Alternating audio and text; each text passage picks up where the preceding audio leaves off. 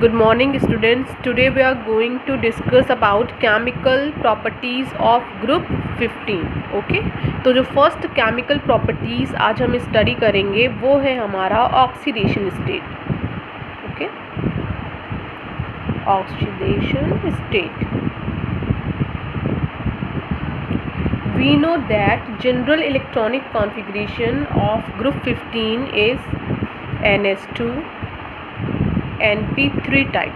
Okay, ये हमने अपने फर्स्ट लेक्चर में ही देख लिया था कि हमारा जो जनरल इलेक्ट्रॉनिक कॉन्फ़िगरेशन होता है ग्रुप 15 का वो होता है NS2 NP3 टाइप. ओके, लेकिन अगर हम किसी भी एलिमेंट का एग्जाम्पल ले लें, सपोज़ हम नाइट्रोजन को ले रहे हैं, नाइट्रोजन और साथ में एक कॉल ले लेते हैं फॉस्फोरस. नाइट्रोजन का एटॉमिक नंबर 7, फॉस्फोरस का 15. ओके, तो अगर हम इसको शेल में नंबर ऑफ़ इलेक्ट्रॉन्स फिल करें तो कैसे फिल करेंगे? 2 and 5 sp. सॉरी, ठीक है. इसके बाद 2 8 and 5 KLM. ठीक है, तो हम शेल में इस तरह से फिल करते हैं तो हमें जो वैलेंस इलेक्ट्रॉन मिलते हैं, ये वैलेंस इलेक्ट्रॉन कितने मिलते हैं? टोटल 5 मिलते हैं. देखिए 2 + 3 5 मिलते हैं. तो ये तो हमने शेल में फिल किया है और ये हमने किस में फिल किया है? सब शेल में फिल किया है. ठीक है, अब इसके बाद बच्चों आपको ये देख करके समझ में आ रहा होगा कि इधर जो नाइट्रोजन है इसको अपना ऑक्टेट कंप्लीट करने के लिए, यानी ऑक्टेट रूल को फॉलो करने के लिए दो कंडीशन समझ में आ रही है. पहली कंडीशन तो ये है कि ये अपने आउटर शेल के पांचों इलेक्ट्रॉन को लूज़ कर दे, हटा दे. तो ये पूरी की पूरी शेल ख़त्म हो जाएगी. तब ये क्या कर लेगा? ऑक्टेट रूल को फॉलो कर लेगा और स्टेबल हो जाएगा. या तो ये एक काम करे कि 3 इलेक्ट्रॉन को गेन कर ले. इसके आउटर शेल में कितने इलेक्ट्रॉन हो जाएंगे? 8 इलेक्ट्रॉन हो जाएंगे. तब भी ये ऑक्टेट को कंप्लीट कर लेगा और स्टेबल हो जाएगा, यानी नोबल गैस के कॉन्फ़िगरेशन को ले लेगा. क्लियर? वैसे ही सेम कंडीशन फॉस्फोरस के साथ भी है. या तो ये पाँचों हटा दे, 2 और 8 शेल केवल इसके पास कितनी हो जाएँ? 2 हो जाएँ शेल. तो ये ऑक्टेट रूल को फॉलो कर लेगा, या अपने नियरेस्ट नोबल गैस के कॉन्फ़िगरेशन को फॉलो कर लेगा. या फिर ये एक काम करे, 3 इलेक्ट्रॉन गेन कर ले. ठीक है, 3 इलेक्ट्रॉन गेन कर लेगा तो भी इसके आउटर शेल में 8 इलेक्ट्रॉन हो जाएंगे, तो भी अपने नियरेस्ट नोबल गैस आर्गन का इलेक्ट्रॉनिक कॉन्फ़िगरेशन ले लेगा और स्टेबल हो जाएगा. ठीक है, तो ये दो कंडीशन है. या तो ये 5 इलेक्ट्रॉन अपने शेल से हटा दे, या फिर ये 3 इलेक्ट्रॉन गेन कर ले, क्योंकि इसके आउटर शेल में कितने इलेक्ट्रॉन होने चाहिए? इसको स्टेबल होने के लिए 8 होने चाहिए. ठीक है, तो एक कंडीशन जो यहाँ पे समझ में आ रही है वो ये है इलेक्ट्रॉन ट्रांसफ़र की. ओके, इलेक्ट्रॉन ट्रांसफ़र करें, ट्रांसफ़र भी होगा. अगर ये लूज़ करेगा तब भी ट्रांसफ़र, अगर गेन करेगा तब भी ट्रांसफ़र. ठीक है, दूसरा कंडीशन इसके पास ये आती है शेयरिंग की. ठीक है, शेयरिंग का मतलब क्या हो रहा है कि ये अपने 5 इलेक्ट्रॉन ना लूज़ करे ना गेन करे. इसी के जैसा एक और एलिमेंट आ जाए जिसके पास क्या हो? इलेक्ट्रॉन की कमी हो. ठीक है, दोनों एक दूसरे से शेयर कर ले. ये अपने 3 उसको दे दे, उसके 3 ये ले ले. ठीक है, दोनों को ऑक्टेट क्या हो जाएगा? कंप्लीट हो जाएगा और दोनों ही क्या हो जाएंगे? स्टेबल हो जाएंगे. तो ये दो सिचुएशन यहाँ ऑक्सीडेशन स्टेट में बनेगी. जो फर्स्ट सिचुएशन है हमारी इलेक्ट्रॉन ट्रांसफ़र की, यहाँ पर एक जनरल इलेक्ट्रॉन अगर हम देखें ऑक्सीडेशन स्टेट तो +3 और -3 की बनती है. और शेयरिंग के केस में अगर हम जनरल देखते हैं तो +5 ऑक्सीडेशन स्टेट बहुत ईजिली बन जाती है. ठीक है, तो चलिए हम स्टडी करते हैं. तो यहाँ पर -3 की पहले बात कर लेते हैं. -3 स्टेट हमें कैसे मिल सकती है? तो -3 स्टेट जो है काफ़ी रेयर स्टेट होती है ऑक्सीडेशन लेवल पे. +3 सबसे ज़्यादा कॉमन है, -3 काफ़ी रेयर है. तो ये मिल कैसे सकती है? ये मिल तब सकती है जब कोई हमारा एलिमेंट जिसका साइज़ बहुत छोटा हो. साइज़ क्या हो? स्मॉल. ठीक है, और साइज़ स्मॉल हो, साथ ही उसका जो इलेक्ट्रोनेगेटिविटी है वो बहुत ज़्यादा हाई है. ठीक है, इलेक्ट्रोनेगेटिविटी क्या हो? हाई हो. वो एलिमेंट जो इन दोनों कंडीशन को सेटिस्फाई करेगा उसकी ऑक्सीडेशन स्टेट -3 बहुत ईजिली मिल जाएगी. ठीक है। तो ऐसा कौन करता है? इस पूरी सीरीज़ में आपको पता है टोटल कितने मेंबर्स हैं? एक है nitrogen, phosphorus, arsenic, antimony and bismuth. ठीक है, ये 5 है मेजरली। तो आपको पता है कि इन पांचों में सबसे छोटा साइज यानी स्मॉल साइज किसका होता है? नाइट्रोजन का होता है। देखिए नाइट्रोजन के पास कितने शेल हैं? केवल 2 ही शेल हैं। उसके बाद फॉस्फोरस के पास 3 हो जाते हैं, आर्सेनिक के पास टोटल 4 हो जाते हैं। ऐसे टॉप टू बॉटम साइज क्या होता है? इंक्रीज होता है। तो देखा जाए तो सबसे छोटा साइज किसका है? नाइट्रोजन का। और हम जानते हैं जो हमारा इलेक्ट्रोनिगेटिविटी है ये इन्वर्सली प्रोपोर्शनल है किसके? साइज के। अगर साइज छोटा है तो इलेक्ट्रोनिगेटिविटी क्या होगी? नाइट्रोजन की सबसे ज़्यादा होगी। तो ये ऐसा देखा गया है कॉमनली कि ये जो -3 की ऑक्सीडेशन स्टेट है ये स्टेट नाइट्रोजन बहुत ईजिली अटेन करता है। ठीक है, इसके अलावा फॉस्फोरस में भी ये टेंडेंसी होती है। फॉस्फोरस भी -3 ऑक्सीडेशन स्टेट को अटेन करता है। लेकिन अगर आप आर्सेनिक, एंटीमनी और बिस्मथ की बात करें तो ये तीनों इस ऑक्सीडेशन स्टेट को अचीव नहीं कर पाते। और क्वेश्चन अगर अराइज हो जाए कि क्यों नहीं कर पाते, तो इसलिए नहीं कर पाते कि इनका साइज क्या होता है? लार्ज होता है। और इलेक्ट्रोनिगेटिविटी इसकी हाई के बजाय क्या होती है? लो होती है। क्लियर? और अगर क्वेश्चन अराइज हो जाए कि नाइट्रोजन क्यों अटेन करता है, तो नाइट्रोजन क्यों इसलिए अटेन करता है कि उसका साइज क्या होता है? स्मॉल होता है, इलेक्ट्रोनिगेटिविटी उसकी हाई होती है। क्लियर? दूसरी, अगर आपको ये समझ में आ गया है कि -3 ये जो ऑक्सीडेशन स्टेट है, -3 oxidation state down to the group क्या हो रही है? डिक्रीज हो रही है। भाई सबसे ज़्यादा नाइट्रोजन की, उसके बाद फॉस्फोरस की, और बाकी तो ये शो भी नहीं करते। तो -3 अगर डिक्रीज हो रही है तो क्या कौन सी वाली बढ़ रही है? +3 वाली इंक्रीज हो रही है। Down to the group +3 oxidation increase हो रही है। और सबसे इम्पॉर्टेंट बात तो यहाँ पर आती है, बिस्मथ केवल +3 ऑक्सीडेशन स्टेट ही शो करता है बहुत ईजिली। ठीक है, और यहाँ पर आर्सेनिक है और एंटीमनी है। आर्सेनिक +3 भी शो करता है, एंटीमनी भी +3 शो करता है। इसके अलावा ये दोनों मेटलॉयड हैं तो ये +5 की ऑक्सीडेशन स्टेट को भी शो करते हैं। ठीक है, लेकिन जो बिस्मथ है ये किसी भी हाल में +5 ऑक्सीडेशन स्टेट को शो नहीं करता। यहाँ से भी एक इम्पॉर्टेंट क्वेश्चन अराइज होता है, क्यों नहीं करता? भाई एक्सेप्शन तो हर जगह, तो यहाँ पर भी आप एक एक्सेप्शन लिख लीजिए। यहाँ पर जो एक्सेप्शन है वो है BiF5 का। BiF5 को आप छोड़ दीजिए। इसके अलावा कोई भी आपको कंपाउंड नहीं मिलेगा जिसमें बिस्मथ की ऑक्सीडेशन स्टेट क्या हो? +5 हो। ठीक है, तो ये अराइज होता है क्वेश्चन कि ऐसा क्यों होता है। ठीक है, तो ऐसा होता है इनर पेयर इफेक्ट की, इनर पेयर इफेक्ट की वजह से होता है। ठीक है, तो यहाँ पर आपको एक चीज़ समझ में आएगी कि +5 ऑक्सीडेशन स्टेट आर्सेनिक की भी है, +5 एंटीमनी भी अटेन कर सकता है, लेकिन Bi यानी बिस्मथ +5 अटेन नहीं कर सकता। तो क्या समझ में आया? टॉप टू बॉटम जाने पर जो +5 ऑक्सीडेशन स्टेट है वो क्या हो रही है? डिक्रीज हो रही है। ठीक है, तो इन तीनों के केस में याद रखिएगा, टॉप टू बॉटम जाने पर इंक्रीज केवल एक ही ऑक्सीडेशन स्टेट होती है, वो है +3 की। देखिए +3 इंक्रीज होगी, बाकी -3 और +5 ये दोनों डिक्रीज होगी। -3 क्यों डिक्रीज होगी ये आपको समझ में आ गया, due to small size and high electronegativity. अब क्वेश्चन अराइज हो रहा है कि +5 क्यों डिक्रीज होगी? तो +5 इनर्ट पेयर इफेक्ट की वजह से डिक्रीज होगी टॉप टू बॉटम। अब क्वेश्चन एक और अराइज होता है कि ये इनर्ट पेयर इफेक्ट क्या है? इसको तो आपने 11th में पढ़ा है, लेकिन एक सिंपलेस्ट वे में मैं आपको बता दे रही हूँ कि +5 ऑक्सीडेशन स्टेट एक्चुअली आती कब है। ठीक है, ये देखते हैं। तो आपको ये तो पता ही है ना कि जनरल क्या होता है, इस ग्रुप का इलेक्ट्रॉनिक कॉन्फ़िगरेशन NH2NP3 टाइप का होता है, NH2NP3 टाइप का होता है। तो अगर हम कॉन्फ़िगरेशन सेट करें, तो अगर हम इनको ऑर्बिट में फिल करें तो S के लिए हमें पता है एक ही ऑर्बिट होता है हमारे पास, ये NS का ऑर्बिट है।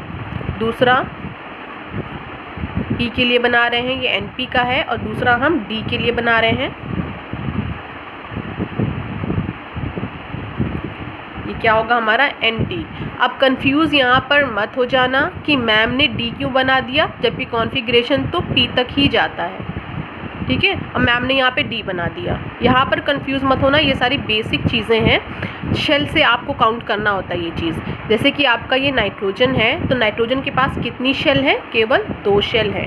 फर्स्ट शेल के पास S होता है और सेकेंड शेल के पास S और P 2 होता है, ठीक है। तो 2 शेल हैं, तो नाइट्रोजन के पास D का कोई ऑप्शन है ही नहीं। लेकिन यहाँ पर फॉस्फोरस की हम बात कर रहे हैं, ठीक है। यहाँ पे बात किसकी हम ले रहे हैं, फॉस्फोरस की। तो फॉस्फोरस के पास D का ऑप्शन है, क्यों है, क्योंकि देखिए फॉस्फोरस के पास शेल कितनी है, 3, 1 2 3, ठीक। तो यहाँ पे S ऑर्बिटल भी होगा, P ऑर्बिटल भी होगा, D ऑर्बिटल भी होगा। ये बात अलग है कि ये वैकेंट है, ठीक है, वैकेंट है कोई बात नहीं, लेकिन है इसके पास ऑर्बिटल, ठीक है। तो देखिए यहाँ पे ये वैकेंट होगा, लेकिन है ना, नाइट्रोजन के पास नहीं है, ये याद रखिएगा, ये एक्सेप्शन है, ये एक्सेप्शन है यहाँ का। और जो एबनॉर्मल बिहेवियर नाइट्रोजन शो करता है वो इसी वजह से शो करता है, क्योंकि इस पूरे मेंबर में नाइट्रोजन ही एक ऐसा है जिसके पास वैकेंट डी ऑर्बिटल नहीं है, बाकी सबके पास वैकेंट डी ऑर्बिटल है। क्लियर। तो यहाँ पर हमने अगर फॉस्फोरस का एग्जाम्पल लिया तो देखिए मैंने Nd बना दिया है, भले ही वो वैकेंट है। और मैंने Nd बनाया क्यों, क्योंकि इसके पास कितनी शेल है, 1 2 3, और थर्ड शेल के पास Sp D तीनों होते हैं, वो फिल हो या फिल ना हो, लेकिन होते हैं, वो हमें बनाना भी पड़ता है, ठीक है।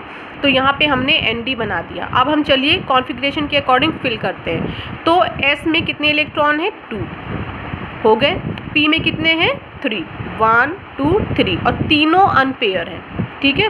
तो यहाँ ऐसी कंडीशन, ये हमारी कैसी स्टेट है, ग्राउंड स्टेट है ना। तो ग्राउंड स्टेट में जितने अनपेयर हैं इट मीन्स वो उतने ही कोवैलेंट बॉन्ड बना सकता है। अब मैंने कोवैलेंट बॉन्ड का ही नाम क्यों लिया, क्योंकि ये बॉन्ड बनेंगे किससे, शेयरिंग से, और आपको पता है sharing of electron it means covalent bond, ठीक। ये आपने 11th में पढ़ा होगा। तो यहाँ पर हम समझ में आ गया कि 3 अनपेयर्ड है, शेयरिंग होने वाली है, तो यहाँ पे कितने कोवैलेंट बॉन्ड बनने की पॉसिबिलिटी है, केवल 3। ग्राउंड स्टेट में यहाँ पर क्या मिलेगा, +3 ऑक्सीडेशन स्टेट मिलने के चांस है, और चांस क्या है, 101% मिलता है। अगर इस कंडीशन में कोई कंपाउंड बना रहा है फॉस्फोरस, तो फॉस्फोरस कैसा बना सकता है, PCl3 बना सकता है यहाँ पर, ठीक है। इसके अलावा PF3 बना सकता है, ठीक। तो इसके बाद हम एक्साइटेड स्टेट में आ जाते हैं। एक्साइटेड स्टेट का मतलब क्या होता है, एक्साइटेड स्टेट में ये जो हमारा S के इलेक्ट्रॉन हैं, ठीक है, S ऑर्बिटल में जो हमारा इलेक्ट्रॉन है ये अभी तो पेयर कंडीशन में है, लेकिन ये अपने आप को अनपेयर करने की कैपेसिटी रखता है, ठीक है। ये क्या करता है, अपने एक इलेक्ट्रॉन को इधर एक D ऑर्बिटल में क्या कर देता है, शिफ्ट कर देता है। तो यहाँ का एक इलेक्ट्रॉन कहाँ पहुँच जाएगा, D ऑर्बिटल में, तो ये भी अनपेयर हो जाएगा, और जो यहाँ पहुँचेगा एक इलेक्ट्रॉन वो भी अनपेयर हो जाएगा। देखिए एक तो ये अनपेयर हो गया, और ये तो तीनों पहले से भी अनपेयर थे, और एक पहुँचा कहाँ, D के पास, तो D भी हमारा क्या हो गया, अनपेयर हो गया। तो टोटल कितने अनपेयर इलेक्ट्रॉन हो गए हमारे पास, 5 हो गए, 1 2 3 4 5। अब यहाँ पर जो ऑक्सीडेशन स्टेट हमें मिलेगी वो किसकी मिलेगी, +5 की ऑक्सीडेशन स्टेट मिलेगी, क्योंकि हमारे पास अनपेयर 5 है, तो कोवैलेंट बॉन्ड भी कितने बनने के चांसेस हैं, यहाँ पे 5 बनने के चांसेस हैं। तो एक्साइटेड स्टेट में ऐसा देखा जाता है कि जो हमें कंपाउंड मिलते हैं वो किस टाइप के मिलते हैं, PCl5, ठीक है। तो हमेशा याद रखिएगा PCl3 कब मिला है, ग्राउंड स्टेट में मिला है। एक्साइटेड स्टेट में हमें कौन सा कंपाउंड मिलता है, फॉस्फोरस पेंटाक्लोराइड। अब यहीं से हमें कॉन्सेप्ट को समझना है, इनर्ट पेयर के कॉन्सेप्ट को, ठीक है।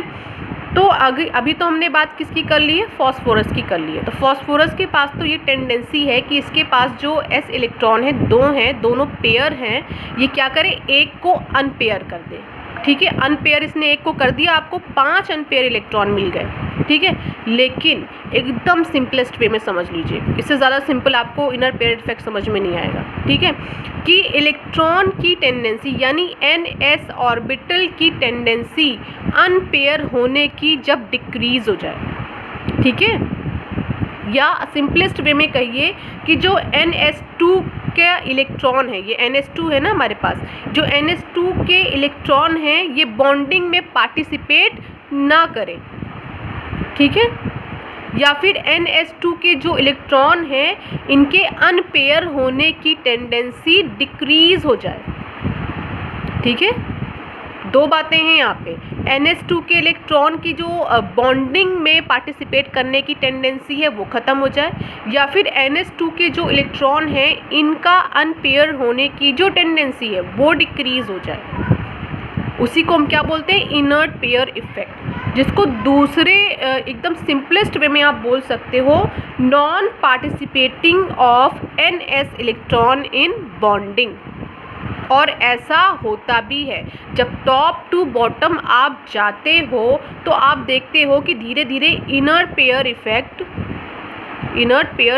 क्या होता है, इंक्रीज होता जाता है। जब ये इंक्रीज होता जाता है, इस इफेक्ट का मतलब ही क्या होता है, non participating of NS electron in bonding. तो NS इलेक्ट्रॉन क्या करेंगे, धीरे धीरे जैसे जैसे आप नीचे आओगे इस ग्रुप में आप देखोगे कि जो NH2 के इलेक्ट्रॉन हैं ये पार्टिसिपेट करना धीरे धीरे क्या कर रहे हैं, कम कर रहे हैं। और बिस्मथ पर आकर तो ये बिल्कुल ख़त्म ही कर देते हैं, पार्टिसिपेट करना ही ख़त्म कर देते हैं। ये बिल्कुल पेयर फॉर्म में एज इट इज़ पड़े रहते हैं, अनपेयर होते ही नहीं है। जब अनपेयर होते ही नहीं है तो +5 की ऑक्सीडेशन स्टेट आपको मिलेगी ही नहीं। जब +5 की ऑक्सीडेशन स्टेट ही नहीं मिलेगी तो बिस्मथ कैसे शो करेगा।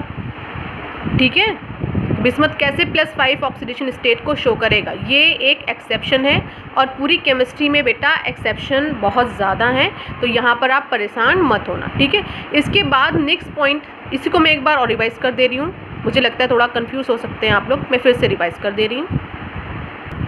तो ऑक्सीडेशन स्टेट अगर हम देखते हैं ग्रुप 15 में, तो जनरल ऑक्सीडेशन स्टेट हमें -3 +3 एंड +5 देखने को मिलता है। -3 के केस में हमें पता है टॉप टू बॉटम जाने पर -3 ऑक्सीडेशन स्टेट कंटिन्यू डिक्रीज होता है। उसका रीज़न है स्मॉल साइज़ और हाई इलेक्ट्रोनिगेटिविटी। जिसका साइज़ स्मॉल होगा और जिसकी इलेक्ट्रोनिगेटिविटी हाई होगी उसका जो -3 ऑक्सीडेशन स्टेट अटेन करने की पॉसिबिलिटी ज़्यादा होती है। लेकिन जब टॉप टू बॉटम हम जाते हैं तो हम देखते हैं कि साइज़ क्या हो रहा है, कंटिन्यू इंक्रीज़ हो रहा है। अब जब साइज़ कंटिन्यू इंक्रीज़ हो रहा है तो ऑब्वियसली बात है कि उसकी जो -3 टेंडेंसी है ऑक्सीडेशन स्टेट गेन करने की वो डिक्रीज़ हो जाएगी। ठीक है, +3 ऑक्सीडेशन स्टेट की बात करें तो ये तो टॉप टू बॉटम इंक्रीज़ होता है, तो यहाँ पे कोई प्रॉब्लम नहीं है। लेकिन +5 ऑक्सीडेशन स्टेट में हम आते हैं तो ये भी टॉप टू बॉटम क्या होता है, डिक्रीज़ होता है। और जो यहाँ पे रीज़न बताया जाता है वो होता है इनर्ट पेयर इफेक्ट का। अब ये इनर्ट पेयर इफेक्ट मुझे नहीं पता आपने 11th में कैसे पढ़ा है, बस आप इसको एकदम हल्के में समझ लीजिए, बहुत ज़्यादा आपको परेशान होने की ज़रूरत नहीं है। ग्राउंड स्टेट में अगर हम फास्फोरस का केस लेंगे तो फास्फोरस के बाद NS में, यानी इसका जो NH2 ऑर्बिटल है और NP3 ऑर्बिटल है, तो NH2 ऑर्बिटल में ग्राउंड स्टेट में इसके पास पेयर इलेक्ट्रॉन है। ठीक है, इसके बाद NP में कितने इलेक्ट्रॉन है, 3 इलेक्ट्रॉन है, तीनों के तीनों अनपेयर हैं। और इसकी जो ND ऑर्बिटल है ये पूरी वैकेंट है, इसके D ऑर्बिटल में इसके पास कोई इलेक्ट्रॉन नहीं है। लेकिन एक्साइटेड स्टेट में होता क्या है, जो ये NS2 है, NS2 ऑर्बिटल है, ये अपने आप को अनपेयर कर लेता है। यानी इसके पास 2 इलेक्ट्रॉन थे, एक इलेक्ट्रॉन को हटा देता है और कहाँ पहुँचा देता है, ND में। ठीक है, लेकिन अगर किसी आप एलिमेंट में देखेंगे कुछ एलिमेंट ऐसे होते हैं जिसमें ये कैपेसिटी नहीं होती है। ठीक है, बहुत सारे एलिमेंट में ऐसी कैपेसिटी नहीं होती है। मैक्सिमम केस में जब आप टॉप टू बॉटम जाएंगे जहाँ पे एंट्री हो जाती है D ऑर्बिटल की, ठीक है, F ब्लॉक की, लेंथेनाइट एक्टिनाइट सीरीज़ की, वहाँ पर आप ज़रूर देखेंगे शील्डिंग इफेक्ट देखने को मिलेगा आपको, इनर पेयर इफेक्ट। हालांकि मैं इसको D and F block element में एक्सप्लेन करके पढ़ाऊँगी। ठीक है, तो वहाँ पर होता क्या है कि जो आपका NS2 ऑर्बिटल है ये अपने आप को अनपेयर नहीं होने देता। ठीक है, तो ये क्या है ओवरऑल अगर आप देखो इनर्ट पेयर इफेक्ट, तो tendency of unpairing of NH2 electron decreases top to bottom. जो टेंडेंसी होती है इसका अनपेयर होने की, वो टॉप टू बॉटम क्या होती है, डिक्रीज होती है। अब जब ये अनपेयर होगा ही नहीं तो यहाँ पे इलेक्ट्रॉन आएगा ही नहीं। जब यहाँ पर इलेक्ट्रॉन नहीं आएगा तो 5 अनपेयर आपको मिलेंगे ही नहीं। जब 5 आपको अनपेयर नहीं मिलेंगे तो +5 ऑक्सीडेशन स्टेट कैसे मिलेगी, वो भी आपको नहीं मिलेगी। ठीक है, तो ओवरऑल देखा जाए तो इनर्ट पेयर इफेक्ट क्या है, non participating of NS electron in bonding. भाई NS इलेक्ट्रॉन जो थे ये पार्टिसिपेट कर रहे हैं बॉन्डिंग में, भाई इन्होंने अपने आप को अनपेयर किया, इसका मतलब ये पार्टिसिपेट करना चाह रहे हैं। लेकिन अगर ये अपने आप को अनपेयर ना करें, पेयर में ही पड़े रहें, तब तो ये तो पार्टिसिपेट ही नहीं कर पाएंगे। ठीक है, तो कुछ ऐसा होता है इनर्ट पेयर इफेक्ट। क्लियर? तो ये जो इनर्ट पेयर इफेक्ट होता है ये टॉप टू बॉटम इंक्रीज होता जाता है, तो बिस्मथ में आकर के ये पूरी तौर से अपना काम करता है। तो यहाँ पर तो बिल्कुल ही बिस्मथ में जो NH2 के इलेक्ट्रॉन हैं अपने आप को बिल्कुल अनपेयर नहीं कर पाते। तो क्यों नहीं कर पाते? ये इनर्ट पेयर इफेक्ट की वजह से ऐसा होता है। ओके, अब इसके बाद हम बात करते हैं नाइट्रोजन की। जो नाइट्रोजन बेटा है, नाइट्रोजन को मैंने आपको पहले ही बताया कि ये एनामोलस बिहेवियर शो करता है। ठीक है, इनका बिहेवियर अपने ग्रुप के बाकी एलिमेंट से काफ़ी डिफरेंट होता है। तो नाइट्रोजन के पास एक और कैपेसिटी होती है बच्चों कि ये -3 ऑक्सीडेशन स्टेट से लेकर के +5 ऑक्सीडेशन स्टेट तक दे सकता है। ठीक है, और देता है। मैं कुछ कंपाउंड के आपको एग्जाम्पल दे रही हूँ।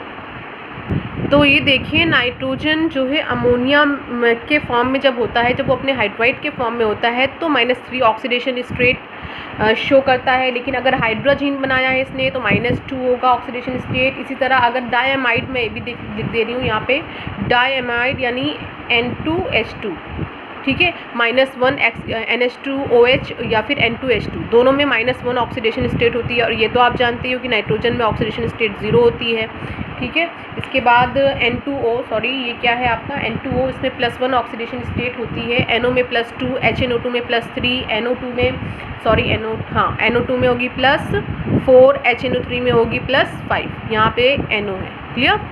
तो ये देखिए -3 से लेकर के +5 तक ऑक्सीडेशन स्टेट शो कर सकता है नाइट्रोजन। तो यहाँ से एक क्वेश्चन अराइज होता है जो काफ़ी इम्पॉर्टेंट क्वेश्चन है। क्वेश्चन ये अराइज होता है कि जो आपका ये HNO2 है, ये HNO2 ऑक्सीडाइजिंग एजेंट की तरह भी वर्क करता है और रिड्यूसिंग एजेंट की तरह भी वर्क करता है।